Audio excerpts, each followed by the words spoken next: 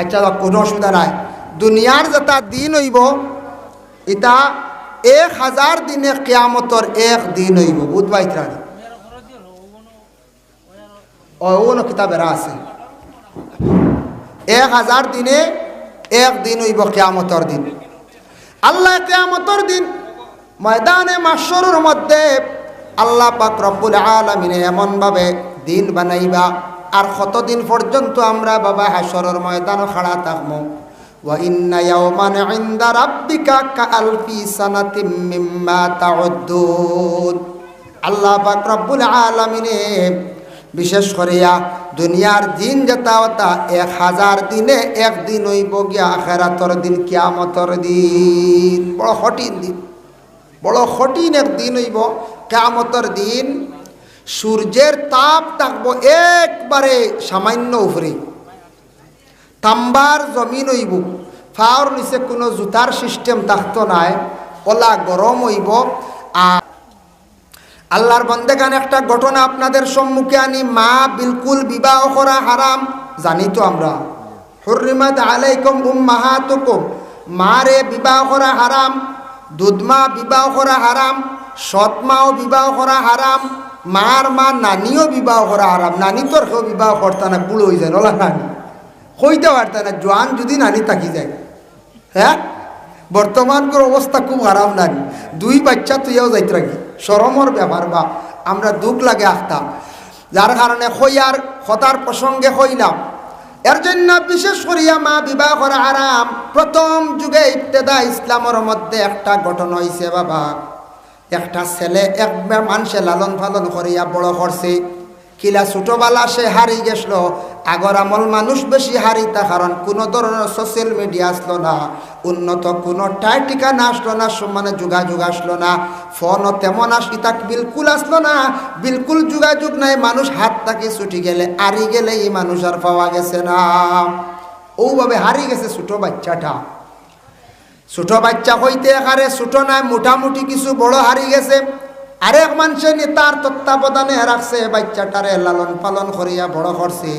বড় করার পরে ও যেন মা যেই নাসলা একা মারে খইলা আরেক বুড়ো মানুষ বলে বেটি মানুষটা একা একটা বাচ্চাও হারাই লাইছি। ও মাটারে আমরা একবার বিবাহ দিলাই, বেটির চিন্তাই ধরে একটা সন্তান শুধু আমার আর খেও নাই, স্বামীও নাই, আমি আর একটা স্বামী গ্রহণ করিলাই। তখন মানুষে জানে না ও মার যে ছেলে হারিছে, আর পরে ও ছেলের লাগি আর ও মার লাগি মানুষে কিতা করলা বিবাহ দিলাইলাম। মানুষে বললা এও বেকস খেও নাই, আর এই মহিলারও খেও নাই, বয়সা লোক তবে বিবাহ দিলাও। আগে আগে ইলাও আসলো, শুনছি বা আমরা দেখছিও প্রায় মেয়ের বয়স 30-35, ছেলের বয়স 25 বিবাহ হয়েছে, তা কোনো বাধা আসলো না। বুঝতেছেন? এটা হলে আসলো এক সময় আসলো তো বিবাহ হয়েছে। বিবাহ দিলাইছেন, বিবাহ দেওয়ার পরে দেখা যায় যেই সময় মেয়েটা গড়ের মধ্যে, তার মা গড়ের মধ্যে, ছেলে তো এই লোক স্বামী, মা এবং ছেলের জানা নাই, কোনো মানুষের জানা নাই। ছেলেটা মার গড়ের মধ্যে ঢুকতে না ঢুকতে তার শরীর জ্বলা উঠে গেছে গিয়া। জলদি ঘর থাকি বাইর হইল, হইল কারণটা কি? তারে আমি বিবাহ করছি, স্ত্রী আমার ঘরের মধ্যে, স্ত্রীর কাছে যাইতাম, ঘরের ভিতরে প্রবেশ করতে না করতে আমার শরীরে জ্বলা উঠে গেছে, তার কারণটা কিতাব। আবার রাত্রিবেলা কিছু সময় পরে আবার গিয়া ঢুকছে, ঢুকতেও গিয়া তার শরীরও জ্বলা উঠছে। এমন জ্বলা আরম্ভ হয়েছে এই মহিলার নিকটে সে যাইতে পারে না। আবার সে চেষ্টা করছে, আবার যাইতে চাইছে, পারছে না। সর্বশেষে সে কিন্তু গড়তাকি বাইর হইয়া সমস্ত রাত কাটাইয়া পরের দিন প্রতিবেশী সারারে কইল যে মহিলার সঙ্গে বিবাহ দিছি, মহিলার কাছে আমি যাইতাম পারি না, আমার শরীর জ্বলা শুরু হয়ে যায়। তখন মহিলারে ডাক দিয়া নিয়া মানছে জিজ্ঞাসা করলা, কইলা গো আল্লাহর বান্দি, কৌসান তোমার মধ্যে কোনো কিচ্ছু আসেনি, তোমার কাছে ছেলেটা যাইতে পার না, তার কারণ কিতা? মহিলা কয় আমিও চাই ছেলের কাছে যাইতাম বা ছেলে আমার কাছে আনতাম, কিন্তু আমি তার দ্বারও যাইতাম পারি না, আমারও শরীর জ্বলা শুরু হয়ে যায়। হেনরও জ্বলা শুরু হয়, দাউ দাউ ডাকাইয়া শরীর জ্বলা শুরু হয়ে অশান্তি সৃষ্টি হয়ে যায়, ক্ষমতা নাই। কইলা ইচ্ছাকে বুঝার ব্যাপার আছে। ওই সময় সারা কইলা চিন্তা ধারণা করা দরকার, তার কারণটা কি? তবিবাতর মেসাবর কাছে গেলা, কোনো তবিবাতর মেসা বকলে ধরতে পারই না। সর্বশেষে একজন বুজুর্গে উঠিয়া কইলা তারা রিশতাদার খবর লক্ষ্য বলে এরা রিশতাদার কোনো সিলসিলার খবর পাওয়া যায় না। ঠিক আছে, তবে তারার নামটা বালা করে জিজ্ঞাসা করা হোক। ও সময় কিছু কিছু মনে রয়েছে। ও সময় ছেলেরে কইলাও বা হোসাইন তোমার মাকে বাবাকে কইতে পারবাইনি। তখন ছেলেটা উঠিয়া কইল মার নাম ফুরাফুরি কইতাম পারতাম নাই। আমার বাবা আমারে তুইয়া ছোটবেলা মারা গেছন, মায় আমার সঙ্গে লইয়া বিভিন্ন জায়গাত খাজ খামে যাইতাম। আমার খাজ খামো যাইতে সময় হঠাৎ একদিন রাস্তা ছাড়িয়া দিছন, আমি যাইতে যাইতে বেলাই নে গেছি গিয়া, কিন্তু আমার মা জননীর খোঁজ খবর আজ পর্যন্ত হইতাম পারি না। বলে তোমার বাড়ি কিলা? বলে ও রকম বাড়ি আসলো, বাড়ির দ্বারা ও রকম নালা আসলো। তখন মায়ে উঠিয়া কইলা ও বাবে অত বৎসর আগে আমি আর ইসলাম। ছেলে কইল, মায়ে কইল অত বৎসর আগে আমার ছেলে আরিছি। হইতে না হইতে সারাই দেখা যায় মিলি গেছে। মার ছেলের মধ্যে বিবাহ মানছে অজান্ত অবস্থায় দিয়া দিলাইছন, যার কারণে দেখকা ছেলে এবং মার বিবাহ বিলকুল হারাম, শরীয়তে নিষিদ্ধ করছে, কিন্তু অজান্ত অবস্থায় দিসলা। কিন্তু আল্লাহর কি কুদরত, ছেলে এবং মারে আল্লাহ কোনো অবস্থায় মিলাইছে না, কোনো অবস্থায় মিলাইছে না। যার জন্য বিশেষ করিয়া এটা হইল গিয়া বিলকুল হারাম, এটা বিলকুল আমরার লাগি হারাম। কইতরা সেও যদি শ্বশুরি যেন মায়ের সমতুল্য, স্বামী যদি গরর শ্বশুরি যেন শ্বশুরির বাই যদি বুড়া নিয়তে যদি চাই, তাহলে তার বিবাহের মধ্যে নকশা নাই হয়ে গেল। বুঝাইছেন? হয় অনেক সোশ্যাল মিডিয়াত দেখছি এক মেয়ে খানদের ঘর আমারে তুই আমার মারে লিয়া গেছি। আল্লাহ আল্লাহ, আমি পাইছি একদিনে খানো ঘটনা যাই না ডিমা হয়ে গেছে কি নাউযুবিল্লাহ মিন জালিক। কই গিয়া পৌঁছিস, কতটুক নিম্নস্তরে গিয়া পৌঁছিস, কই যার সমাজ। হায় হায়, দুনিয়াত কত মহিলা হল আসন, আসন না না আসন। এর পরে আমরা দেখা যায় আউরি আরেকজন বিবাহিত মহিলা লিয়ে দৌড় দিছ, হেইনো যাইন গিয়া দেখা যায় কি অবস্থা হইল।